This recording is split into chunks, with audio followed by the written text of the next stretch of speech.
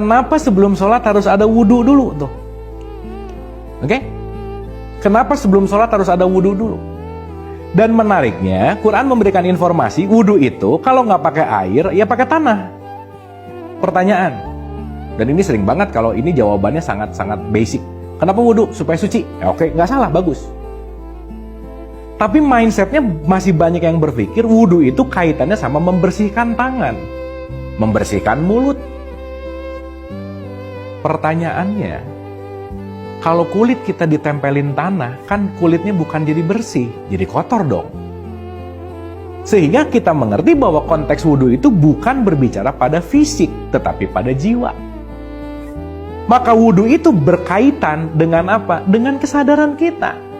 Maka yang dicek itu adalah sumber informasi masuk. Pendengaran saya dari subuh tadi ke zuhur dengar apa aja ya? Saya ngelihat apa aja ya? Di situ titik di mana kita melakukan yang namanya tafakur. Di mana ketika kita berpikir buruk, energi negatifnya akan hadir. Di mana ketika kita mendengki, membenci, judgment, energi negatifnya dalam kontekstualnya akan semakin banyak. Di mana begitu bangun pagi, kita udah mulai mikir itu energi negatif udah mulai. Jadi kalau energi kita itu udah mulai banyak negatifnya, kita perlu membersihkan energi negatif dengan ketemu nature atau alam yang disebut air dan tanah. Maka begitu dibasuh, itu kita lagi membersihkan energi-energi negatif sebetulnya. Supaya sebelum terkoneksi dengan Allah, semua energi kita ini sudah dalam konteks positif semuanya. Maka karena energi itu bisa dalam tanda petik memengaruhi, kalau orang udah wudhu, semuanya udah positif, jangan kena lagi sama yang negatif. Nanti yang negatif bisa ikut lagi ke kita, gitu kira-kira. Maka dalam tradisi fikih dikatakan kalau senggolan itu bisa batal wudhunya dalam tanda petik. Intinya, supaya kita menjaga purifikasi energi sebetulnya.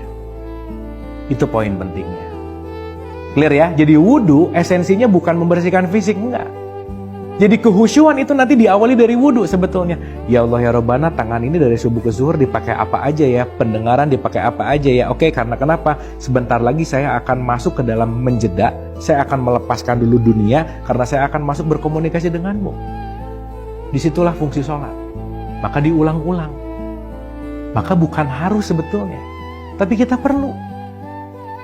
Yuk kita renungkan. Allahu Akbar.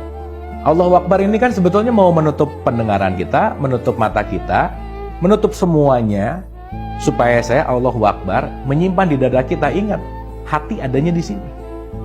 Supaya kita fokus ke dalam hati kita. Supaya kita fokus di dalam hati itu ada siapa? Qalbun mukmin baitullah, ada Allah. Makanya bal huwa ayatum baina fi sudur, petunjuk yang sejati itu ada di hati. Menutup semua lubang-lubang informasi dari luar supaya saya fokus ke dalam. Itu satu. Maka kenapa yang dibacanya adalah Al-Fatihah?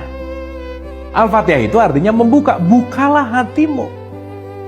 Gimana cara membuka hati? Membiarkan pikiran tidak mendominasi diri. Jadi di situ akan terjadi rileks, tenang, santai, damai. Dan disitulah tempat yang dimana pasti kita kangenin. Nikmati.